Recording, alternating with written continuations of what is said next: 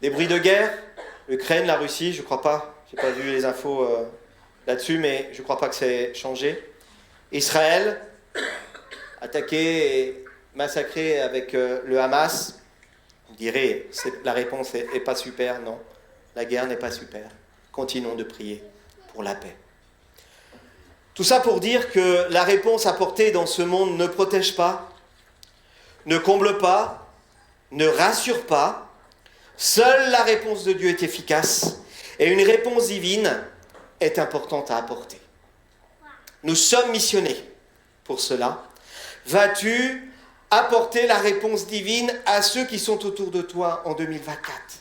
Vas-tu être porteur, et c'est le grand appel qui est sur notre vie, la réponse qui doit être apportée de la part du Seigneur à travers chacun de nous, d'apporter une réponse qui va changer l'insécurité en sécurité. Je veux proclamer en 2024 que pour ceux qui sont à l'abri du Très-Haut, ceux qui se confient en l'Éternel, ils vont apporter la sécurité aussi à ceux qui sont autour d'eux. Quelqu'un devrait dire Amen. C'est notre mission.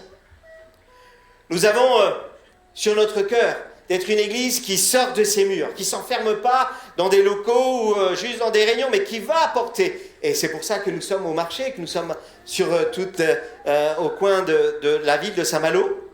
Et merci à vous. Et alors qu'on se laisse toucher par Dieu, qu'on a ce cœur pour aller porter la bonne nouvelle, on reçoit les plus pauvres. Qu'est-ce qui nous a été demandé à Noël ? Pouvez-vous venir rire votre porte ? Pouvez-vous apporter un peu de chaleur avec un peu de chauffage aux SDF qui n'ont pas de lieu pour faire un repas de Noël ? Dieu nous rattrape, non ? Alléluia ! En sécurité. Et on les a mis en sécurité. Alléluia !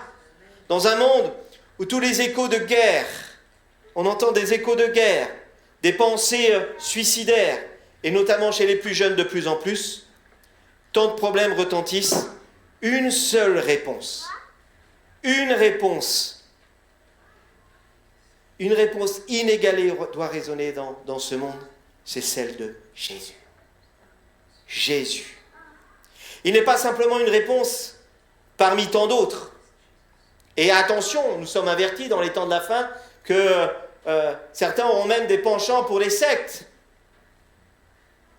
Mais une réponse, ce n'est pas une réponse parmi tant d'autres, mais c'est la réponse ultime. Plongeons les regards dans la Bible pour découvrir une histoire particulière dans le livre des Actes, qui résonne plus que jamais dans nos défis actuels. Et je prie que ce message change, impacte notre foi. Le premier point, c'est « secours-nous ». Dans Actes 16, au verset 8, il y a ce passage où Paul va avoir une vision. Pendant la nuit, Paul eut une vision. Un Macédonien lui apparut et lui fit cette prière. « Passe en Macédoine ». Pas trop vite. « Passe en Macédoine ». Je peux revenir à l'autre. « Secours-nous ». Tu peux revenir à la précédente, s'il te plaît. « Secours-nous ». Passe en Macédoine et secours-nous. Nous voici avec une vision où le peuple est tourmenté.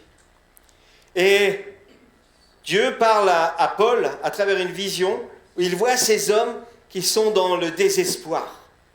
Et cette vision précise bien ces paroles « secours-nous ». Vous savez pourquoi ? Parce que Dieu a un cœur qui se laisse toucher par le désespoir. Dieu a un cœur qui ne reste pas insensible au désespoir.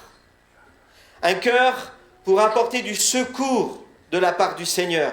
Et nous sommes les mains, c'est souvent Loïc qui dit ça, nous sommes les mains de ceux qui vont être secourus. Nous sommes les mains qui représentent le Dieu véritable. Et Dieu veut aller plus loin avec ceux qui seront ces mains-là. La suite de ce passage, tu peux le mettre s'il te plaît, un petit peu plus loin, il dit « Pendant la nuit, Paul donc eut cette vision, et il vit cet homme qui crie au secours, au verset 10. Après cette vision de Paul, nous cherchâmes aussitôt à nous rendre en Macédoine, concluant que le Seigneur nous appelait pour y annoncer une bonne nouvelle. » Alléluia! Vous savez ce qui se passe lorsque le peuple se met en marche? Il y a quelque chose de formidable. Au verset 4, il dit, au verset 5, pardon, lorsque Dieu a touché le cœur et leur a donné d'aller vers, pour ceux qui étaient touchés, alors l'augmentation était là. Il augmentait chaque jour. Ils augmentaient en nombre. Il leur donnait plus encore, mais parce qu'ils se mettaient en action.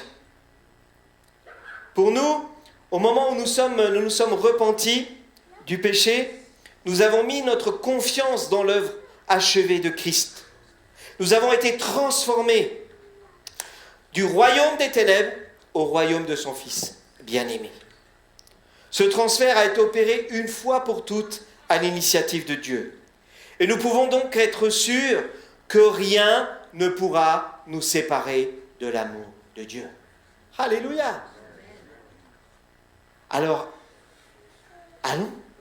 allons apporter cette bonne nouvelle.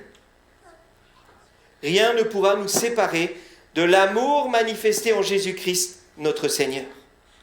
Combien ont été seuls en 2023? Combien ont été seuls pendant les fêtes? Combien de monde ont crié? On dit, mais je suis seul. Combien ont pu dire, j'ai besoin, je manque d'amour? Nous croyons qu'il nous faut sortir de nos murs. C'est vrai. Nous avons reçu cette parole en 2023 et elle est encore plus vraie aujourd'hui. Aller au marché, aller toquer à la porte de celui qui est à côté de nous, recevoir celui qui sent pas bon, c'est notre prière et en prendre soin. Je disais hier, je me souviens, on est en 2024, et je me suis souvenu de 4 fous en 2004, ça fait 20 ans pile. 4 fous. Pierre-Yves, Alain, vous pouvez venir, parce que vous êtes des fous. Au moins, on va être 3 fous déjà. Bien, venez. Venez. Je vous présente Pierre-Yves le fou, Alain le fou, Yannick le fou. On a fait une prière dingue. Je remets dans le contexte. En 2003, l'église EB Saint-Malo existait déjà, avec 40 personnes. Entre 2003 et 2004, il reste 10 personnes. C'est catastrophe. Et on se retrouve avec Muriel, une folle. Alain, Pierre-Yves et moi-même. Pendant 1 an, on a prié toutes les semaines ensemble. Et comme tout le monde, à un moment donné, on s'est dit, mais est-ce que le Seigneur entend notre prière? Alors on a fait une prière de fou. On a dit, Seigneur, envoie-nous n'importe qui, celui que tu voudras, mais qu'il ait la foi pour prier avec nous. Parce qu'on savait que la victoire, on l'avait non pas dans des formules, non pas dans des programmes, mais dans la prière. Alors, vous pouvez aller vous asseoir, bande de fous. Parce que cette prière, nous l'avons fait le mardi soir. Envoie-nous qui tu voudras, on ne regarde pas, même s'il est boiteux, même si ça ne va pas, envoie-nous-le. Allô? Le lendemain, le téléphone sonne. Allô, monsieur le pasteur? Oui. Je suis un homme qui vient d'arriver à Saint-Malo. Je suis à l'AFPA, je viens de l'Est de la France. Je ne vais pas bien. J'ai 20 ans, 25 ans, et ça fait 20 ans que je suis en dépression. Ah! Super. J'ai besoin d'aide. Ok? Alors, je ne connaissais pas. J'ai dit, ok, en face à l'AFPA, il y a un bistrot. Viens, on va se rencontrer. Cet homme-là me dit, voilà, je suis en dépression. J'arrive pas à travailler.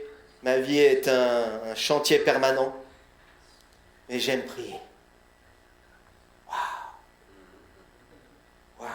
Ah ben je dis, viens, t'en auras 4 à prendre soin de toi. Il nous a rejoints. On a prié. On a continué à jeûner, à prier. Ça nous a fait un bien fou. Mais je veux refaire la même prière, les bien-aimés. Peu importe celui que Dieu va nous envoyer, pourvu que le Seigneur l'utilise, se sert de lui. Moi, je ne veux pas regarder à son apparence, je ne veux pas regarder à son odeur, je veux regarder à ce que Dieu est capable de faire à travers cette personne. Alléluia. Je suis fou, hein? Dieu appelle des fous. Amen. Merci, Seigneur. Acte 16, au verset 9. Pendant la nuit, Paul eut cette vision. Il eut cette vision et il se mit en mouvement. Il conclut avec les bien-aimés qu'il était temps de se mettre en mouvement pour aller leur annoncer une bonne nouvelle. Les bien-aimés, le monde crie, le monde est en désespoir. Est-ce qu'on va conclure ensemble d'aller leur apporter une bonne nouvelle? Ou est-ce qu'on va les laisser se nourrir de ces mauvaises nouvelles? Dans ces moments-là, oui, il y a un combat. C'est le combat de la foi. Est-ce que je suis assez qualifié? Est-ce que je suis assez enrichi? Mets-toi en marche. Beaucoup d'hommes dans la Bible ont dit, mais moi je ne suis pas capable. Souvenez-vous de Moïse. Je ne suis pas capable d'aller voir le pharaon. Je ne suis pas capable. Et Dieu lui dit, attends, je vais mettre quelqu'un à côté de toi. Et puis, un peu plus loin, il a encore rencontré des hommes qui disaient, mais je ne suis pas capable de parler. Ouvre ta bouche, c'est moi qui vais parler. Annoncer cette bonne nouvelle. Oui, la foi salvatrice nous a été accordée une fois pour toutes lors de la régénération. Nous avons besoin de la mettre en action. Un muscle qui ne bouge pas, c'est un muscle qui s'atrophie et c'est douloureux après. Musclons notre foi. Dans la pratique, la foi est un combat au quotidien et nous devons mettre en œuvre notre salut avec crainte et tremblement, non pas avec nos propres forces, mais par celle de Dieu qui produit en nous le vouloir et le faire selon son bon plaisir. Alléluia! Pas selon ma propre volonté, mais selon le plaisir de Dieu. Dieu accueille et missionne des personnes qui disent « Seigneur, me voici. Je ne suis pas capable, mais me voici. » Voilà ce que Dieu missionne. De porter la bonne nouvelle du Sauveur. Et c'est l'œuvre ici, AEB Saint-Malo. Ici, notre foi est une bonne nouvelle. Même si elle est toute petite, notre foi est une bonne nouvelle. Alléluia! Elle va avoir un impact dans ce monde. Pour secourir. Une question que je voulais vous poser ce matin, c'est chouette, on a l'équipe du marché. Mais est-ce qu'on va dire, oui, nous AEB, nous avons, ils ont une équipe qui va au marché. Ou alors, est-ce qu'on va changer de lexique et on va dire, nous sommes une équipe qui apporte la bonne nouvelle. Waouh! Défi pour nous 2024. Il ou nous? Il ou nous? Nous allons mettre du temps à part. Parce que nous sommes des mis à part. Nous allons mettre notre temps, nous allons mettre notre énergie, nous allons mettre de nos finances, nous allons mettre de notre amour, nous allons mettre de notre volonté. Nous n'allons pas rester là dans les starting blocks en disant « ils y vont, c'est bien, ils savent parler, tant mieux. » Deuxièmement, nous avons besoin d'être transformés. Cette prière, c'est « transforme-nous ». Deuxième point, on peut l'afficher. « Transforme-nous ». On va la lire dans 2 Corinthiens 3 au verset 16. Mais lorsque les cœurs se convertissent au Seigneur, le voile est ôté. Alléluia, on va le relire ça. Hein? Mais lorsque les cœurs se convertissent au Seigneur, le voile est ôté. Voilà, ça c'est enlevé, tu as une nouvelle vision, elle est renouvelée. Là, tu vois différemment, tu vois pas comme le monde voit, tu vois pas la catastrophe. Tu dis, oh Seigneur, c'est 2024, ça va être dur. Non, tu dis, Seigneur, 2024, ça va être une année où je vais voir les choses différemment parce que je vais les voir avec ton regard. Quand ça va être difficile, je vais me plonger dans ta parole et je vais voir tous les possibles que tu as prévus. Alléluia. Il y a des possibles, les amis, avec le Seigneur. Le voile est ôté. Je vois comme le Seigneur voit. Un prédicateur a dit il y a peu de temps ici, je vois le Seigneur à travers la croix, comme le Dieu Tout-Puissant me voit à travers la croix, et il voit en moi la capacité que j'ai parce que Jésus-Christ habite en moi. Oh, combien de chrétiens se font avoir avec ça? Oublient cette vérité spirituelle. Le voile est ôté. Or, le Seigneur, c'est l'Esprit. Et là où est l'Esprit du Seigneur, là est la liberté. Alléluia. Si tu te laisses avoir par les choses du monde, tu es étriqué, tu es enfermé, tu es bloqué, il n'y a pas d'avenir. Là où est l'Esprit du Seigneur, là est la liberté. Nous tous, qui, le visage découvert, contemplons comme dans un miroir la gloire du Seigneur. Elle est sur toi, comme dans un miroir. Nous sommes transformés en la même image, de gloire en gloire, comme par le Seigneur, l'Esprit. Nous sommes transformés de gloire en gloire, sans cesse, jour après jour, transformés par le Seigneur. Alléluia! Il y en a, ils sont là en train d'attendre. Seigneur, quand je serai transformé, tout parfaitement, peut-être que j'irai. Non, laisse-toi conduire. Et le Seigneur va t'équiper, va te transformer. Mets-toi en marche. Nous avons un accès direct et illimité à la salle du trône du roi des cieux. Profitons de ce précieux privilège. Allons, dans ce temps de jeûne et prière, allons dans la salle du trône de Dieu. Ayons cette relation intime avec lui. Il a tellement de choses à nous dire, à déposer sur notre cœur. Nous avons un grand prêtre qui nous comprend. N'est-ce pas une merveilleuse nouvelle? Il te comprend, il sait où tu en es. Il sait qu'il connaît tes luttes qui des fois durent d'année en année. Et j'ai eu un témoignage encore il y a peu de temps de quelqu'un qui était depuis des années enfermé dans quelque chose. Il m'a dit, ça y est, la lumière est là, je suis sorti du tunnel, alléluia. Mes frères et sœurs, c'est notre espérance. Et c'est une espérance à partager. C'est une espérance à témoigner. Je disais au 31, j'ai dit oui, ça y est, j'y suis. Depuis 10 ans, j'ai pris le petit cachet qui calmait mes angoisses. Fin 2023, plus besoin. 9 ans, c'est long. Hein. J'allais voir mon médecin, ouais, renouvelé. J'ai encore des angoisses, je n'arrive plus à appuyer ni sur l'embrayage ni sur l'accélérateur. C'était là où je faisais mes angoisses. Il n'y en a plus besoin. Alléluia. Garde l'espérance. L'espérance qui s'attache à ton appel. L'espérance qui est sur chacun de nous. Vous savez, Jésus a connu quelque chose d'effroyable dès sa naissance. À peine il était né que des forces du mal ont cherché sa ruine. Quand Hérode a donné l'ordre de tuer l'enfant Jésus, ses parents ne sont pas restés à Bethléem priant pour un miracle. Ils ont fui en Égypte et ils sont restés jusqu'à la mort d'Hérode. Parce que le Dieu des dieux leur avait donné cet ordre et ils ont pris les mesures nécessaires pour préserver la vie. Il nous faut prendre les mesures nécessaires pour garder la vie. Et les mesures nécessaires pour garder la vie, c'est dans l'obéissance à la parole de Dieu. Dans l'obéissance au Dieu des dieux, au roi des rois. La bonne nouvelle, c'est d'être secouru. La bonne nouvelle, c'est d'être transformé. Et je t'invite ce matin à découvrir le message personnel de Dieu pour ta vie et comprendre le désir, de comprendre avec plaisir, avec désir, le projet de Dieu et sa faveur qui est sur nous dès aujourd'hui. Ne commence pas cette année sans prendre part à tout ce que Dieu a en réserve pour toi.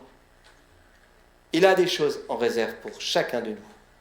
Dans Hébreux 4, au verset 14, il dit « Ainsi, puisque nous avons un grand souverain sacrificateur qui a traversé les cieux, Jésus, le Fils de Dieu, demeurons fermes dans la foi que nous professons. Car nous n'avons pas... J'ai perdu mon fil.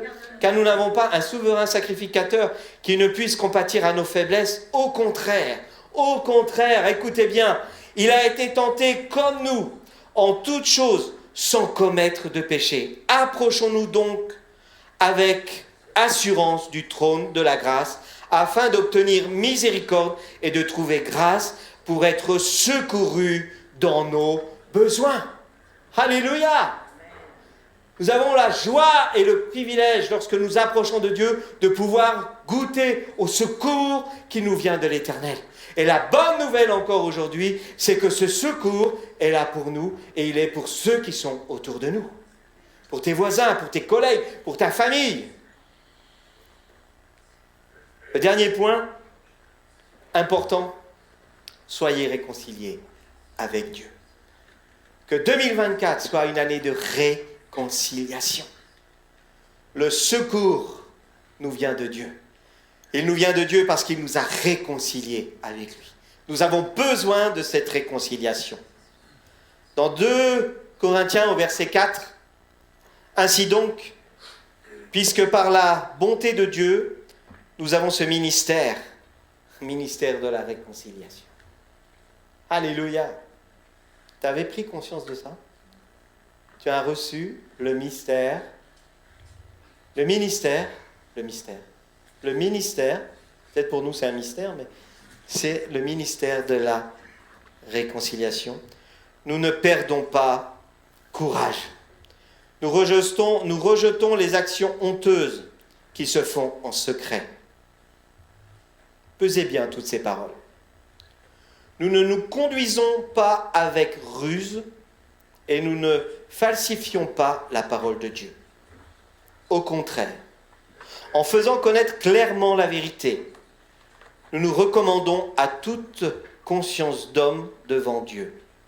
Si notre évangile est encore voilé, il est pour ceux qui périssent, pour les incrédules dont le Dieu de ce monde les a aveuglé l'intelligence afin qu'ils ne voient pas briller l'éclat que projette l'évangile de la gloire de Christ, qui est en l'image de Dieu.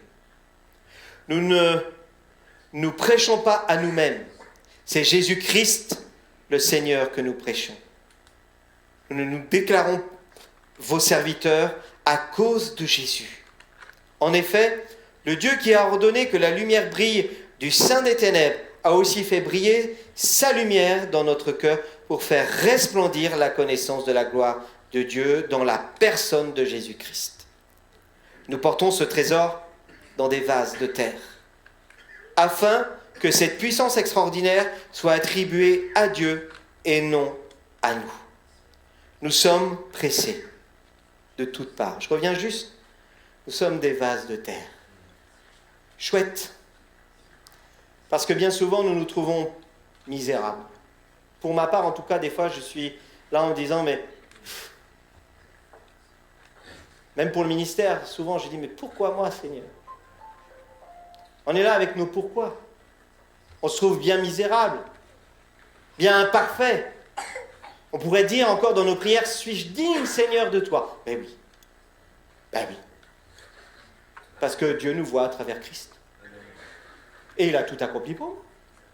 Je suis une nouvelle créature. Amen. Je suis cette nouvelle créature. Et la nouvelle créature de Dieu, elle n'est pas moche. La nouvelle créature de Dieu, elle n'est pas bête. La nouvelle créature de Dieu, elle n'est pas sans force. Elle a la puissance du Très-Haut. Elle a l'image du Très-Haut, de celui qui est merveilleux. Alors, nous sommes pressés de toutes parts. Oui, c'est la vie, mais nous ne sommes pas écrasés. Amen. C'est la réalité, spirituellement, c'est une réalité. Inquiet? Oui, quand je regarde mon pays, je suis inquiet. Mais non pas désespéré. Alléluia. Parce que nous allons apporter la bonne nouvelle comme jamais nous l'avons fait. Persécuté, c'est aussi une réalité dans ce monde et ça, le chiffre ne fait qu'augmenter. Mais non abandonné. Dieu n'abandonne pas ses enfants. Abattu, souvent. Mais non pas anéanti. Il n'y a eu qu'un amen. Je répète, abattu, mais non pas anéanti. Alors, au verset 20, un petit peu plus loin, nous lisons, « Nous faisons donc, bien-aimés, nous faisons donc les fonctions d'ambassadeurs pour Christ. » Alléluia. Peut-être tout à l'heure, vous allez vous saluer, dites « Salut, ambassadeur ».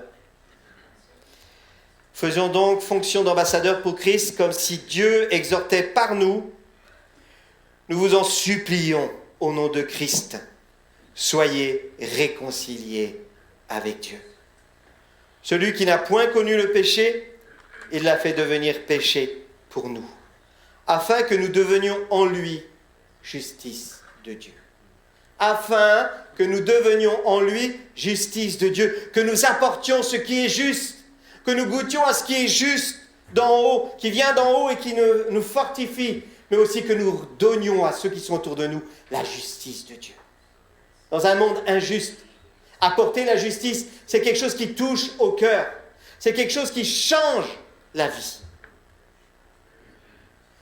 Souvent, souviens-toi de la miséricorde. Souviens-toi de là où Dieu est venu te chercher. Et alors que nous jeûnons, que nous prions, Dieu va déposer un fardeau pour ta famille, pour tes voisins, pour tes amis. Tu es ambassadeur pour eux, pour les réconcilier avec le Père, pour qu'ils soient eux aussi en sécurité. Je veux déclarer en 2024 une année de sécurité. Une année de sécurité pour tous ceux qui s'approcheront de l'Éternel. Tu entendras la voix de l'Éternel. Hé, viens à l'abri sous mes ailes. Voilà ce qu'il dit Dieu. Voilà ce qu'il te dit encore ce matin. Viens à l'abri du Très-Haut. Réfugie-toi au creux du rocher dans ma présence. En sécurité. Amen.